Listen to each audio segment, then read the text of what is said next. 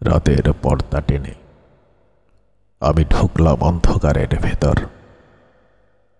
ভেতরে দেখি তুমি বসে আছো নিঃশব্দে, আলো অন্ধকারের মাঝখানে, হাতে একটুখানি তুলির দাগ। পাশে পাশে ছড়িয়ে আছে রঙের বোতল, যেন কেউ একজন মুখ এঁকেছিল, কিন্তু চোখ দুটি ভুলে গেছে আঁকতে। তুমি বললে এটা তোমার মুখ নয়। আমি মৃদু হেসে বললাম, জানি,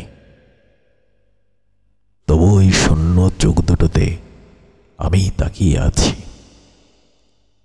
তারপর তারপর সন্ধ্যার মুখ ছুঁয়ে নেমে এলো ধীরে ধীরে।